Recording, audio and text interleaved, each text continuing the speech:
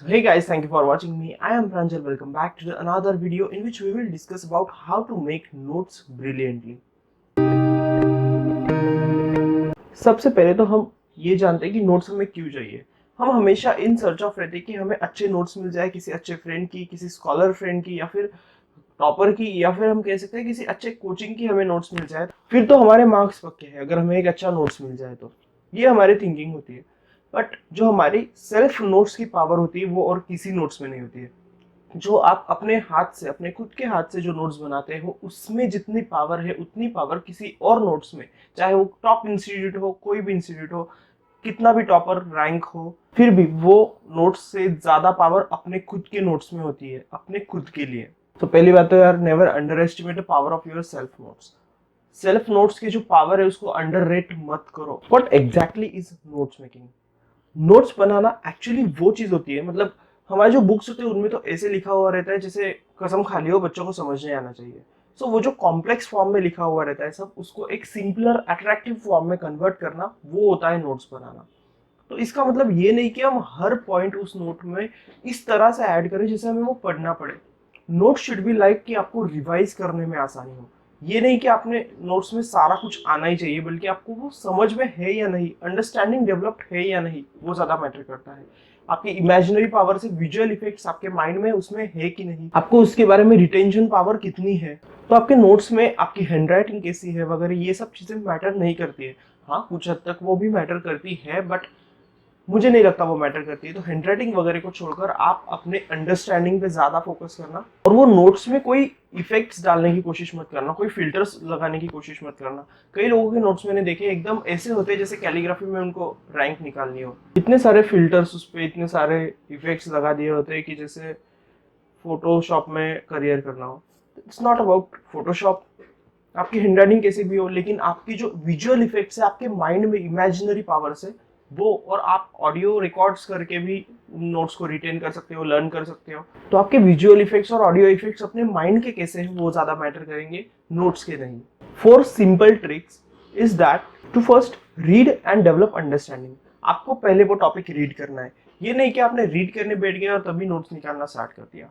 You will not get the whole scenario of that topic. अगर आपको एक whole scenario चाहिए तो पहले आपको वो रीड करना है, फिर उसके बाद आपको वो चीजें राइटिंग में लानी है। First you should read whole topic and then develop understanding about it and then go for making the notes. Second tip is to make diagrams and mind maps. आप अगर आपके नोट्स में किसी भी चीज को, किसी भी टॉपिक को अगर माइंड मैप्स में, फ्लो चार्ट्स में डेवलप करते हो, उसको राइट करते हो, तो वो आप अच्छे से लर्न भी कर लेते हो और रिटेंशन पावर भी उसकी ज्यादा होती है। आप उसको ज्यादा टाइम तक रिटेन कर सकते हो।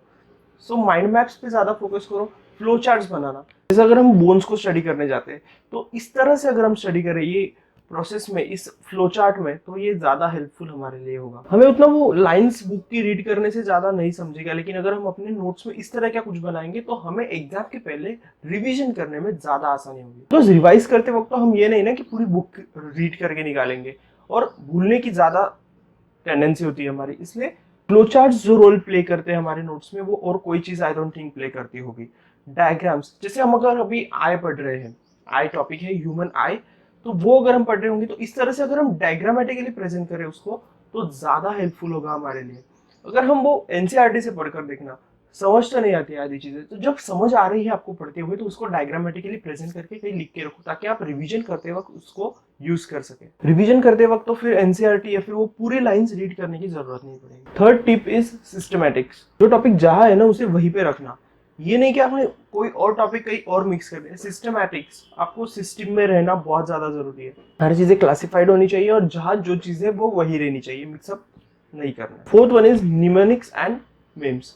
आप अपने नोट्स में मीम्स पे ऐड कर सकते हो, कोई जोक जो अपने टॉपिक से रिलेटेड हो, जिससे हमें वो टॉपिक याद रहेगा, वो एक पॉइंट याद रहेगा। या फिर न्यूमोनिक्स, जैसे हम बायोलॉजी में पढ़ते हैं, मॉलिस्का में जिसके एग्जाम्पल्स होते हैं, बहुत सारे एग्जाम्पल्स, तो हम ऐसे लर्न नहीं कर सकते। बट अगर हम इस तरह की कोई ट्रिक यूज करते हैं तो मॉलिस्का के हमारे सारे एग्जाम्पल्स लर्न हो जाएंगे। तो जैसे कि हम देख सकते हैं, मॉलिस्का जो होता है, मॉलिस्का फाइलम बायोलॉजी में, उसमें अगर हम देखें तो उसके जो एग्जाम्पल्स है वो बहुत ही ज़्यादा होते हैं और बहुत ही टफ होता है उसे लर्न करना और याद करना। किसका लोकल नेम क्या है वगैरह ये सब याद नहीं रहता है। लेकिन अगर हम उसको इस तरह से याद करते हैं कि चतुर चिंटू का दांत टूटा, डॉक्टर पास दवाई ली लगवाई सुई।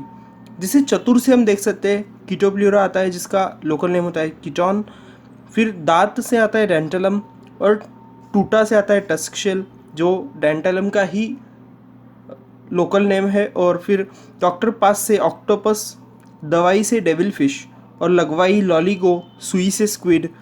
और फिर डॉक्टर बोलते हैं कि पीला apple, pink pear, cut in shape and apply sauce.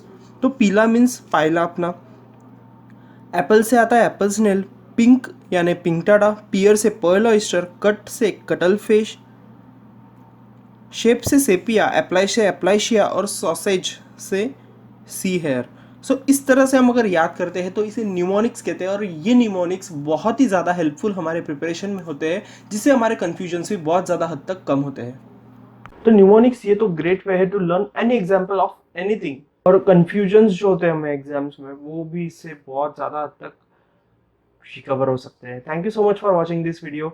Make sure you subscribe to this channel if you think this video helped you. Thank you for watching.